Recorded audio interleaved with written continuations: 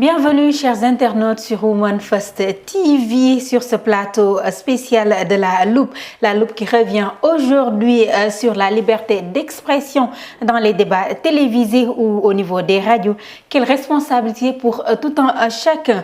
Rappelons que la liberté d'expression au cœur de toute démocratie et ici au Sénégal, elle est inscrite dans la Constitution et longtemps considérée comme un pilier de notre vie publique, notamment à travers la presse, la radio, la télévision.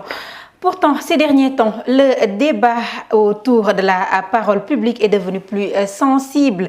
Limites légales, responsabilité des médias, tensions politiques, rôle des réseaux sociaux, autant de questions qui interrogent sur notre responsabilité.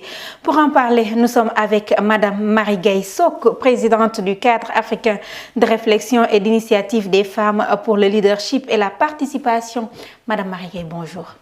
Oui, bonjour Madame Yvette. Bonjour à Monsieur Si aussi. C'est un plaisir de vous retrouver en cette matinée pour venir échanger sur d'abord une thématique majeure, mais qui en plus est d'actualité. Parce que parler de la liberté d'expression en ce moment, c'est parler d'un sujet qui est là crucial. Plaisir partagé. C'est un immense plaisir de vous accueillir sur ce plateau. Doyen, comme chaque dimanche, bonjour et bienvenue. Bonjour Yvette, avec plaisir, c'est vrai, un plaisir partagé de venir discuter chaque semaine de l'actualité. J'en profite pour saluer tous les personnels de la maison, ceux qui nous suivent, et également je salue respectueusement Madame Sok.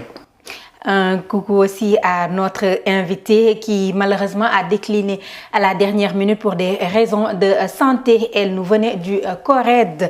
Alors sans plus tarder, nous commençons avec Marie Gaye Sok. Comment percevez-vous l'espace de liberté d'expression aujourd'hui? Oui, vous me permettrez, Yvette, au moment où je suis là en train de débattre, de revenir un peu sur un fait religieux, c'est-à-dire magnifier une partie de la communauté sénégalaise, c'est-à-dire la communauté mouride, qui a eu à célébrer il y a deux jours le Magal de Darou Mousti. Donc nous prions bien évidemment pour que le Sénégal soit toujours en paix à travers leurs prières et nous osons espérer que tous ces pèlerins sont revenus sains et saufs. Ça, je tenais à le dire parce que nous faisons. Vous me posez une question bien importante et bien sérieuse. Comment percevoir l'espace d'expression au Sénégal en ce moment? Vous avez bien choisi votre thème. En ce moment, effectivement, nous ne faisons que constater des choses bien, peut-être pas bien, mais relatives à l'expression médiatique. Parce que toujours, dans la vie de quelqu'un, quand on se réveille, on est entouré par les supports. Si ce n'est pas la radio, c'est la télé. Si ce n'est pas la télé, c'est les réseaux sociaux. Cela fait partie de notre vie. Et dans cette expression médiatique, il y a quelque chose de très important qui est corrélé, c'est la liberté d'expression. Donc, comment l'apercevoir? Nous allons l'aborder en intégrant effectivement cette liberté d'expression. Si nous nous entendons sur le fait que la liberté d'expression, ce n'est rien d'autre qu'un droit fondamental inhérent à chaque individu de pouvoir s'exprimer, de donner librement ses opinions, ses idées, par écrit, par oral, par art, par manifestation, et que nous sommes dans un pays structuré, cette liberté d'expression doit être encadrée pour être pérenne et viable. Exactement. Elle est constituée, elle est partagée entre les citoyens, vous les médias et les institutions. Si vous me demandez de répondre à une question, comment percevez-vous l'expression médiatique, je peux comprendre que vous voulez faire, enfin pas vous voulez, je peux revenir sur peut-être des dérives constatées ou des choses acceptables ou non. C'est pourquoi vous posez la question. Nous en reviendrons tout au long de ce débat. Alors, doyen, quand on parle de liberté d'expression au sein des médias, rappelons que vous êtes tout le temps sollicité sur plusieurs plateaux, en tout cas à télé ou radio, pour intervenir sur différents sujets. Rappelons que vous êtes notre analyste politique. Alors, doyen, dans cet espace-là, comment percevez-vous la liberté d'expression? Disons que c'est un paradoxe. Hein. La liberté d'expression, elle existe au Sénégal depuis fort longtemps. Quand on sait que les Sénégalais votent depuis les années 1800-1880. Donc la liberté d'expression, elle fait partie de l'histoire du Sénégal, ce n'est pas nouveau. Ce qui est nouveau, c'est que c'est le contraire de la liberté de la presse qui est considérée comme la liberté d'expression. Exactement. C'est ça le paradoxe. La liberté, elle est là. Le Sénégalais a toujours été libre d'exprimer ses opinions. Malheureusement, on est dans un contexte médiatique qui conditionne tous les acteurs, que ce soit le journaliste, l'acteur politique, les religieux. Cet environnement médiatique-là, elle conduit tout le monde se rue vers les médias. Il n'y a que le média qui permet aujourd'hui d'exprimer son opinion. Exactement. Ce qui fait que ce support-là, il est saturé. Il est saturé par des gens qui considèrent, au nom de la liberté d'expression, ils ont le droit de tout dire. Alors que si vous regardez pourquoi cette liberté elle est solide et bien ancrée au Sénégal, c'est qu'il y a un consensus depuis la création de l'État du Sénégal. C'est-à-dire que l'unité nationale, elle n'est pas négociable. Tout à fait. Qu'on a un socle, c'est ce socle-là qu'on a préservé. Il n'y a jamais eu de guerre religieuse, interethnique, ou l'interdiction de quelqu'un au nom de sa race, la haine. Mais ce socle-là, c'est ça qui a tenu le Sénégal. Et maintenant, les gens qui confondent la liberté d'expression à la possibilité ou le droit de dire ce qu'on veut, on n'est plus dans la liberté d'expression. Parce que quand tu sapes les fondements d'une nation, tu n'es pas dans la liberté d'expression. Comme elle le disait, Madame tout à l'heure, elle est encadrée, cette liberté d'expression. Ce n'est pas le fait de dire ce que tu veux. Parce que le principe de base, c'est que tu dis tes opinions, mais tu préserves le socle. Et ça, on est dans cette contradiction. Malheureusement, ça prend de l'ampleur. Comme je le disais, les journalistes ne se sont pas préparés. Tout le monde va vers la presse pour exprimer son opinion. Mais les journalistes ne sont pas préparés pour encadrer. Toutes les dérives qu'on voit, c'est dans les réseaux sociaux et dans les médias. Il y a de quoi s'interroger. Exactement. Le journaliste, c'était lui le gardien. Mais aujourd'hui, il fait partie des acteurs de la désinformation. Dans les réseaux sociaux, dans les radios, dans les télévisions. Je pense que, pour moi, il y a en tout cas la responsabilité des journalistes. Ils ne se sont pas tellement préparés pour jouer leur rôle. Parce que, quoi qu'on dise quand même, tous les journalistes, ils s'autocensurent. Il s'auto-censure. Le journaliste sait très bien ce qu'il ne doit pas dire. Exactement. Mais par contre, il ne s'est pas préparé avec cette libération des médias. Il donne la parole à n'importe qui. Il organise ses conférences, il laisse chacun dire ce qu'il veut, comme il l'entend. Donc, il y a un problème de responsabilité des journalistes, on le verra peut-être. Mais il y a aussi les hommes politiques. Exactement. Les hommes politiques ne sont plus les mêmes. Les vrais acteurs politiques, ils disparaissent progressivement. Ils fuient même l'espace médiatique. Mais par contre, il y a de nouveaux acteurs, par exemple les influenceurs, les chroniqueurs, qui ne connaissent pas du tout le terrain médiatique. Donc eux, ils y vont pour d'autres raisons. Ils y vont pour influencer. Ils y vont pour se faire des vues.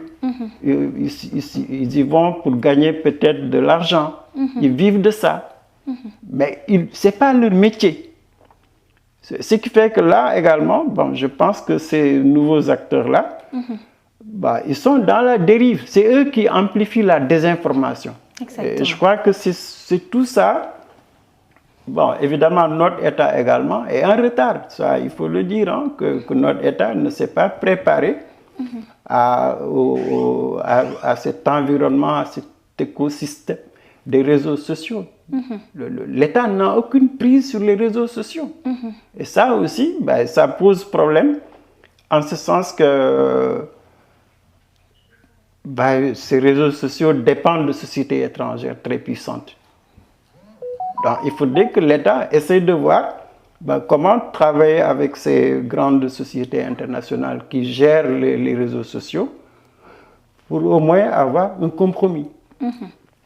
Et en parlant de compromis, exactement, doyen, Madame Sock, comme doyen vient de le dire, il y a la libération de la parole maintenant, il y a les réseaux sociaux, il y a de nouveaux acteurs qui se sont impliqués, en tout cas, dans cette sphère. Alors, qu'est-ce qui semble acceptable ou inacceptable aujourd'hui dans le discours public?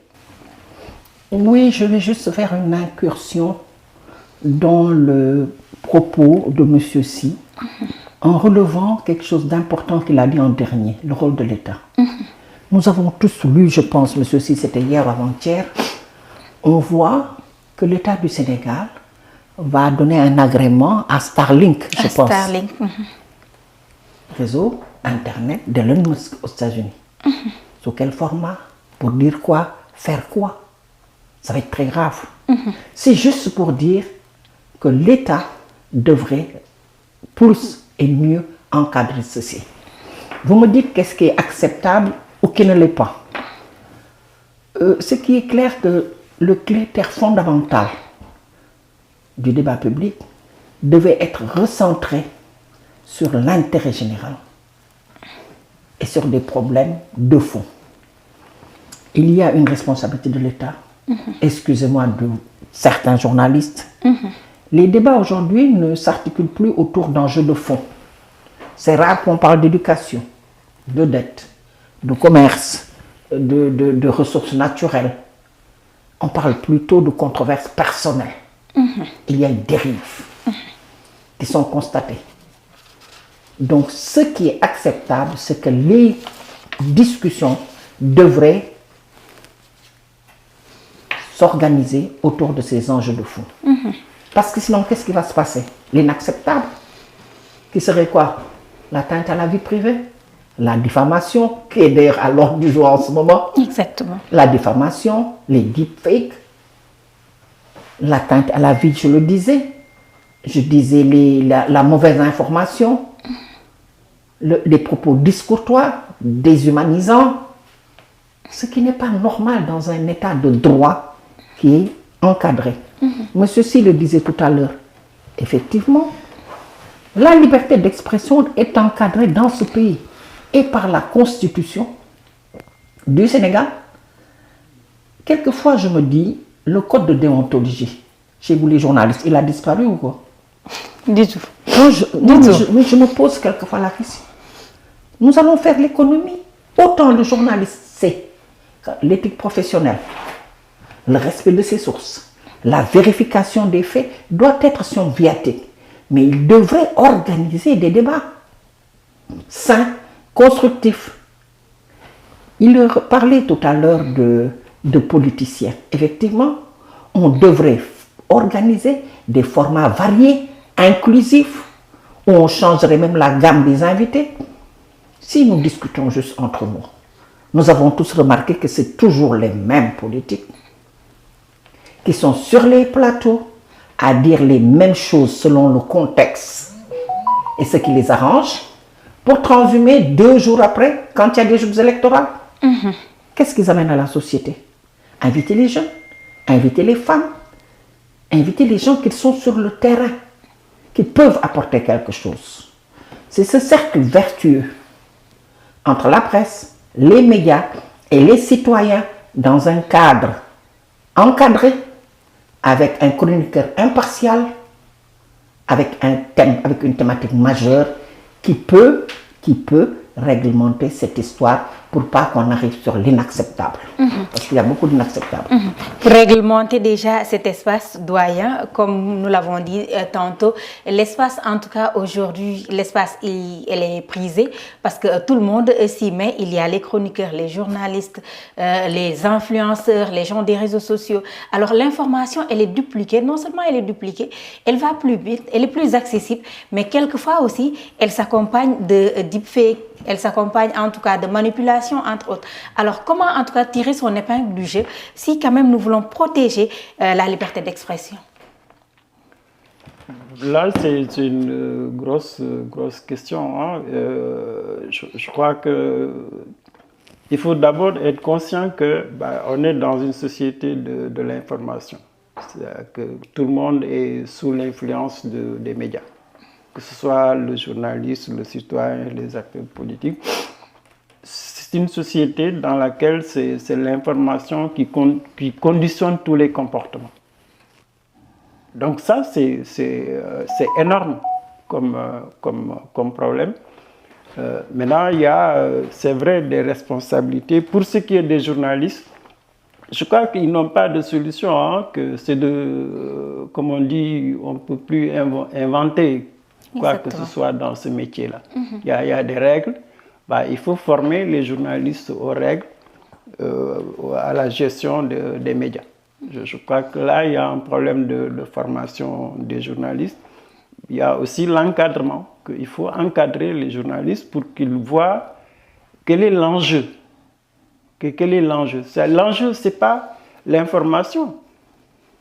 Parce que ce que tout le monde cherche, c'est l'information. L'enjeu de ce débat sur les libertés, c'est que le journaliste est en train de jouer un mauvais rôle en désinformant. Tout à fait. La désinformation, c'est une menace sérieuse. Donc là, il y a un problème d'éducation des journalistes et des hommes des médias pour qu'ils comprennent que pour détruire les sociétés modernes, il faut passer par la désinformation. Tous les conflits qu'on voit dans les pays africains ou à l'extérieur partent de la désinformation. Donc là, il y a un problème de formation des journalistes. Bon, maintenant, sur la grosse question de société, c'est que il faut reconstruire. Il faut qu'on accepte quand même que on va vers l'inconnu. Il faut qu'on soit conscient qu'on est, par exemple, Mme Sok parlait tout à l'heure de Musk, mais Musk, c'est un homme d'affaires qui construit son empire autour des nouveaux médias. C'est le plus grand milliardaire de la planète. Il est dans le schéma de la communication, mais il est aussi dans le schéma militaire. Il est dans un schéma d'un projet mondial de société. Donc ce n'est pas n'importe qui. Il est plus puissant que les États-Unis. A priori, le Sénégal ne peut rien faire contre ce mastodonte du monde. Donc il faut qu'on comprenne que cette dynamique-là, elle peut mener loin. Maintenant, comment anticiper? Pour moi, c'est la grosse question. Comment anticiper au niveau de l'État, par exemple? Je crois qu'on ne peut pas donner des permis à Musk comme ça à la légère. Tout à fait. Il fallait que le ministère de la Communication réfléchisse sur cette offre-là. Qu'est-ce qu'elle signifie? Quelles vont être ses implications? Pour prendre juste un exemple. Elon Musk arrive à nommer des présidents de la République dans les pays européens. Mais ce n'est pas n'importe qui. Donc si tu lui offres un espace, mais réfléchis quand même sur le plan stratégique, quelles vont être les conséquences. On prend Musk parce que c'est l'exemple qu'on a pris. Mais il y a d'autres grandes sociétés aussi qui compétissent, qui sont concurrentes. On le voit. Au niveau des jeunes, par exemple, la référence des jeunes, c'est les médias sociaux. C'est sûr que dans 10, 15 ans, 20 ans, la jeunesse qu'on aura, elle sera totalement différente de tout ce qu'on a connu jusqu'à présent. Dans les 10, 15 prochaines années, tu verras une société de jeunes avec leurs valeurs, avec leur comportement. Mais ça, si on n'anticipe pas, on aura une cassure sérieuse entre la jeunesse et la société. Et ça, je disais que c'est une grosse question, mais ça demande quand même beaucoup plus de lucidité que la presse, l'État, les acteurs de la société civile discutent sur qu'est-ce qui se passe, qu'est-ce qui est en train de se passer dans nos sociétés. Dans nos sociétés, que la fracture, elle est là. Elle va se développer, mais personne ne sait maintenant les conséquences. Moi, je dis tout le temps à des amis, regardez ce qui se passe dans votre cellule familiale, vous allez comprendre. Que les jeunes, ils ont leur mode de vie différent du mode de vie des parents. Ce clivage-là, il va s'accentuer. Exactement. Donc, il faut que les gens acceptent en tout cas, de réfléchir sur ce qui se trame et voir comment nous y prendre. Parce que je parlais des enfants, l'école par exemple, l'université, les écoles de formation, les secteurs socio-professionnels.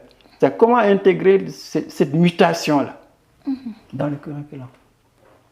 Comment l'intégrer? Parce que honnêtement, moi je suis optimiste quand même. Si on arrive à mieux éduquer à l'école, dans les universités, dans les écoles de formation, on peut s'en sortir. Mais si on n'arrive pas à avoir un système éducatif performant, moi je suis sûr qu'on va être aligné au projet des MES. Ils ont un projet mondial. Quand tu contrôles la communication, tu contrôles le militaire, tu contrôles le commerce international, tu commerces les voies de communication, mais qu'est-ce qui te reste? Tu contrôles tout à la limite. C'est vrai, Madame Marie Sock. Alors, doyen parle d'éducation, en tout cas, de valeur, d'anticipation, en tout cas, pour ne pas, en tout cas, aller à la dérive. Alors, comment les citoyens peuvent-ils aujourd'hui, de manière concrète, contribuer à un débat responsable? Oui, j'aimerais partager l'optimisme de M. Si. En tant qu'enseignante spécialisée de la petite éducation, nous disons, dis-moi tes 6 premières années, je te dirai qui tu seras. C'est bien d'intégrer des modules de formation adaptés à l'école élémentaire, comme il dit, enfin au lycée, au collège et tout ça. Mais qui est l'enfant qui arrive dans cette école-là? Qui est l'enfant qu'on t'a donné? C'est un enfant plus ou moins déstructuré, qui a été élevé et encadré par le personnel de maison, la télévision et Bouba et Frisquette. Donc déjà, il y a à faire. Donc vraiment, à ce niveau-là, c'est difficile. Maintenant, qu'est-ce qu'il faudrait pour qu'il y ait un débat responsable? Je le disais tantôt dans mon propos, dans l'espace médiatique, comme dans la vie de tous les jours, cette liberté d'expression, elle est partagée entre 3 leviers. Les citoyens, qui devraient quoi? Des citoyens qui devraient être engagés, qui devraient être formés, qui devraient s'informer. Des citoyens qui doivent aller aussi aux nouvelles. Parce que l'information, nul n'est censé ignorer la loi. Le citoyen, il doit être un bon citoyen, républicain, bien éduqué, bien élevé, qui sait se tenir, qui sait participer à un débat sans polémique, sans tension. Des médias. Les médias, on devrait avoir, excusez-moi de le dire, des journalistes. Moi, je me demande, est-ce qu'on les forme toujours? J'ai fait mon papa qui disait, faites attention à ces écoles qui donnent des formations de 6 mois, qu'il appelle formation accélérée. Tout le monde dans ce pays sort au bout de 6 mois avec BTS de ceci, certificat de cela. Mais quand ça va dans le milieu de la presse, c'est dangereux. Est-ce que tous ces gens qui ont des micros, qui sont dans l'espace médiatique, sont des journalistes? Parce que quelquefois, un truc très simple, vous regardez la télé, je ne parle même pas de l'invité, mais vous regardez le journaliste, vous avez envie de vous dire, mais celui-là, d'où il sort? D'où il sort, exactement. Il n'est pas impartial. Exactement. Il ne s'est pas recadré. La thématique choisie n'est pas à propos. Il y a un problème. Donc, ces journalistes-là, ils devraient, comme je le disais tout à l'heure, proposer des thèmes variés, des thèmes inclusifs, pour entendre beaucoup plus de voix. Nous sommes fatigués d'entendre toujours, excusez-moi, les mêmes politiciens nous dire la même chose. Il y a autre chose aussi, les institutions. Les institutions. L'État, c'est un devoir, est obligé de nous donner la bonne information. Je donne un exemple très simple. Si la bonne information était sortie sur les politiques publiques, il y aurait eu tous ces problèmes? Certainement pas. Il faut une bonne intervention et quelque chose de très important, la reddition des comptes. Ce n'est pas monsieur Si et madame Sok qui sont associés, ils ont une société qui s'appelle Women First, on a gagné de l'argent, ah venez, on vous envoie les GF, venez. Non, la reddition des comptes. L'État est tenu, puisqu'il utilise les deniers du pays, de nous dire où sont passés ces deniers, qu'est-ce qu'on en a fait, et est-ce que c'était opportun. Parce que quand Gossas te dit je n'ai pas d'eau, je pense qu'aller régler ce problème peut être plus urgent que de refaire un deuxième lycée chez Yvette. Je veux dire, donc la reddition des comptes aussi. Tout ça, ce serait ce cercle vertueux entre les citoyens, les journalistes garants de la bonne information et l'État qui devrait donner un débat public responsable. C'était un débat, en tout cas aujourd'hui, qui tournait autour de la presse. Certainement que nous avons loupé, en tout cas, ou plutôt notre invité a eu en tout cas un empêchement. Sinon, on aurait évoqué la question de la presse qui est journaliste aujourd'hui. Parce qu'aujourd'hui, on a remarqué que c'est devenu un métier ouvert, en tout cas accessible à tout le monde. Parce qu'aujourd'hui, au Sénégal, nul n'est médecin sans pour autant avoir fait ses études. Alors, par contre, tout le monde est journaliste aujourd'hui. C'est comme un marché ouvert à tout le monde. Et c'est des choses qu'il faudrait quand même revoir pour en tout cas pouvoir organiser ce secteur, mais surtout pouvoir donner la bonne information et se lier en tout cas à l'éthique et à la déontologie comme appris à l'école. Alors ce qui m'amène à vous demander, doyen, comment les citoyens, la même question que Madame Sok, peuvent-ils aujourd'hui contribuer au débat responsable, à un débat responsable? Mais pour vous, ce sera quel exemple de bonne pratique médiatique aimeriez-vous en tout cas voir souvent, que ce soit au niveau des télés ou au niveau des radios? Bon, moi, je vais vous surprendre un peu. L'information, c'est la matière première de tous les acteurs. C'est-à-dire que tout citoyen qui se réveille, il est obligé de s'informer. Exactement. Donc l'information, elle est par essence citoyenne. Donc le journaliste qui se met dans sa tête que ce que l'opinion attend de lui, c'est l'information. C'est-à-dire quel temps il fait, quelles sont les conséquences de ce temps sur les comportements, sur l'économie, sur la nature, etc. Tu vois très bien que si tu prends juste l'information climatique, le journaliste, il ne maîtrise pas la climatologie. Pour avoir l'information, il faut qu'il aille à la source. Il ne peut pas inventer le temps qu'il fait. Il ne peut pas inventer quels sont les facteurs qui causent telle ou telle température, les conséquences. C'est un relais. Tant que le journal ne comprend pas qu'il est un relais, il va se tromper lourdement. Ce n'est pas lui qui façonne l'opinion, ce n'est pas lui qui tranche les débats de société, non. Lui, il organise le débat, il organise l'information de la société. Je crois que pour moi, les écoles de journalisme, c'est pour ça que je suis un peu sceptique par rapport au curricula. C'est-à-dire qu'on apprend la théorie, on n'apprend pas la pratique. C'est la pratique le problème des journalistes. Quelqu'un qui n'a jamais pratiqué ce métier-là, tu lui donnes des fonctions, mais il ne va jamais appliquer.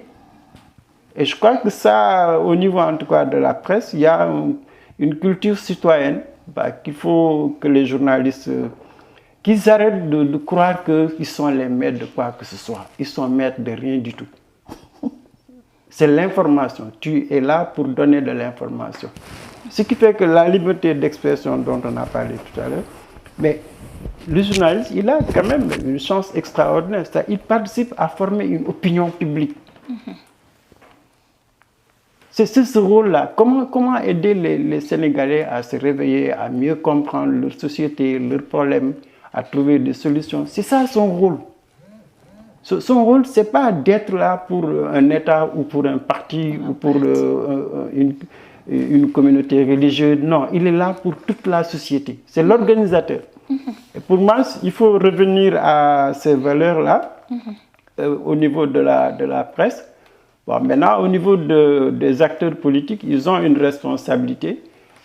Moi, je suis plus sûr que ces acteurs politiques comprennent vraiment qu'est-ce que les Sénégalais attendent d'eux. Madame Sok l'a dit tout à l'heure. C'est que les gens sont fatigués. Il y a un discours qui lasse, qui crée des angoisses, qui crée le stress, qui fait que l'homme politique, il est mal vu. Donc il faut que les hommes politiques comprennent aussi que la liberté d'expression devrait se traduire aujourd'hui par des solutions. Un homme politique qui écoute, qui apporte des solutions, qui fait bouger sa société. Bon, là, je pense qu'il y a quand même un effort. N'importe qui n'est pas politique. Qu'ils acceptent, autant les journalistes doivent se former, les hommes politiques aussi, ils ont une mission publique. Ils n'ont pas une mission privée. Ce n'est pas comme des chefs d'entreprise. Donc, ils doivent aussi se former pour adapter leur offre.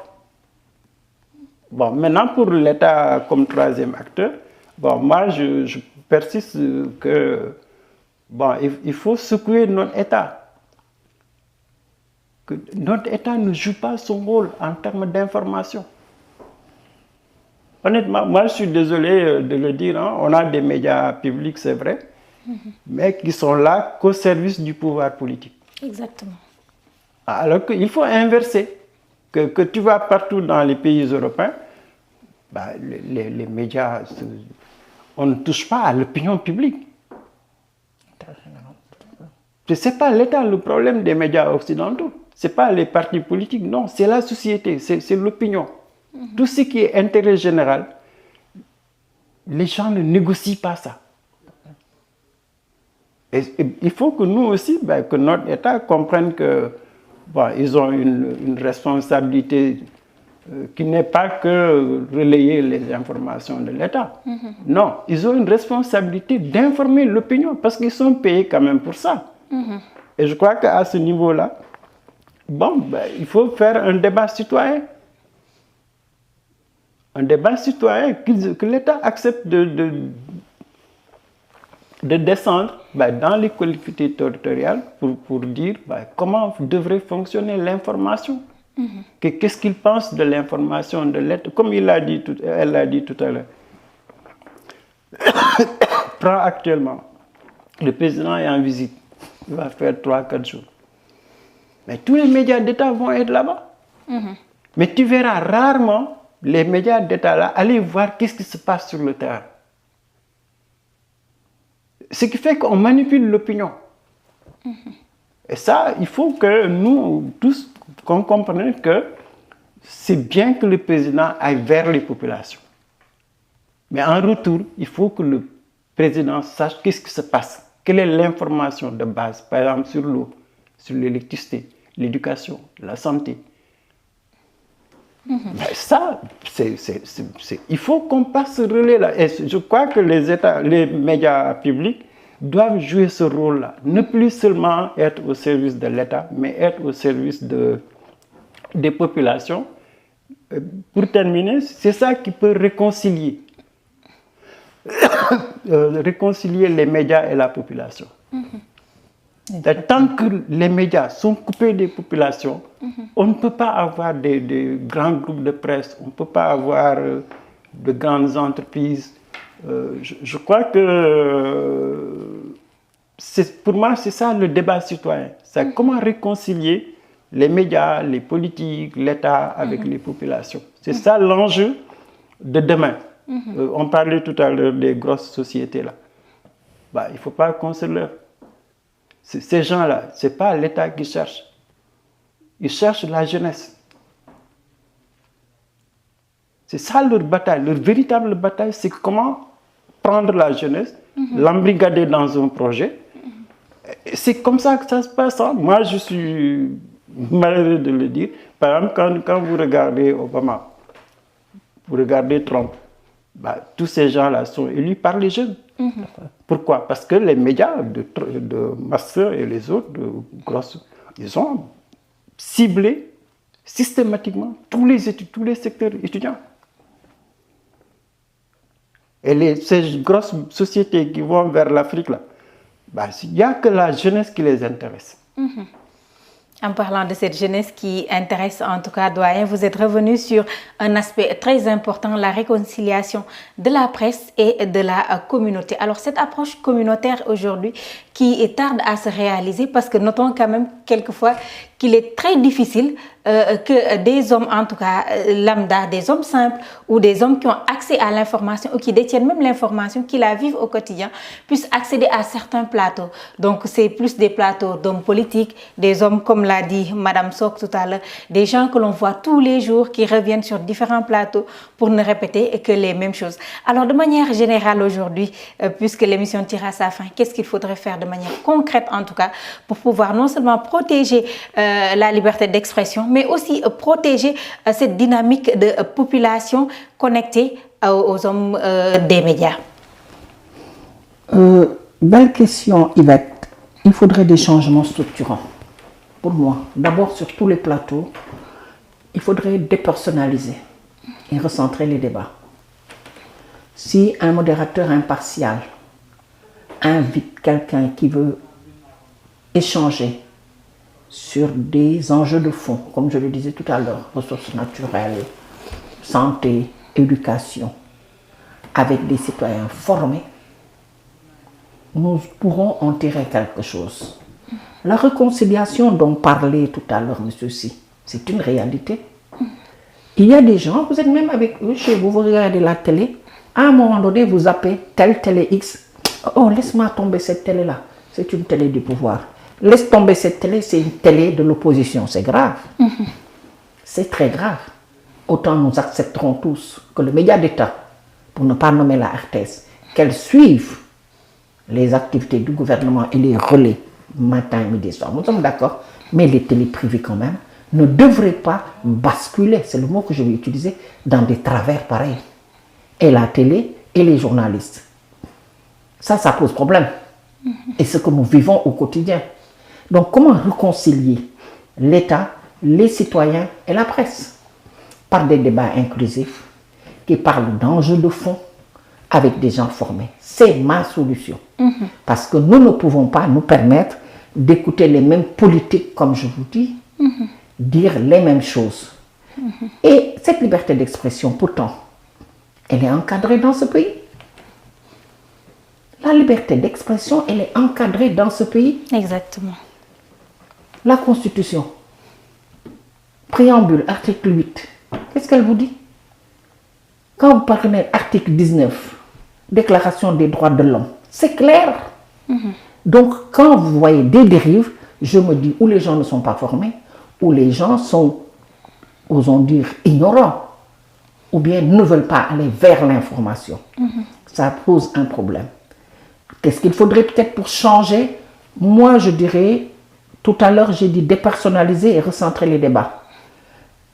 Je proposerai aussi des participations beaucoup plus citoyennes, des débats mobiles, que les journalistes aillent vers les gens, que les journalistes organisent des débats citoyens. Ça peut être une solution. Dans cette participation, ça peut être avec un échange horizontal, ça peut marcher. C'est une forme de récupération des citoyens et de leur envie de suivre le débat public. Parce que maintenant, le débat citoyen, le débat public n'intéresse plus certaines personnes. Pourquoi? Parce qu'on se dit, c'est juste un débat haineux, c'est juste un débat stigmatisant, c'est juste un débat perte de temps. Ça pose problème. Exactement. Alors, doyen, votre mot de la fin, puisque l'émission tire à sa fin. Nous sommes sur les dernières secondes de cette émission de la Loupe, qui est revenue aujourd'hui sur la liberté d'expression. Non, peut-être un mot, c'est sur la citoyenneté. C'est la citoyenneté la base de cette liberté d'expression. La liberté d'expression consacre le droit le droit du citoyen à exprimer son opinion. Et je pense qu'il faut revenir à cet esprit originel que le débat public, il est fait pour les citoyens. C'est pour éduquer, c'est pour former, c'est pour informer, c'est pour créer une synergie entre tous les acteurs. Ce n'est pas pour déstabiliser. La liberté d'expression, ça n'a jamais été conçu pour déstabiliser les sociétés humaines.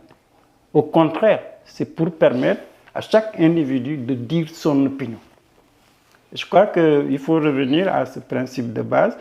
Je crois que, bon, je regrette quand même que ça a pris un peu de temps, mais c'est une question. Je crois qu'il faut continuer de réfléchir. À mon avis, c'est vraiment le fondement de notre société.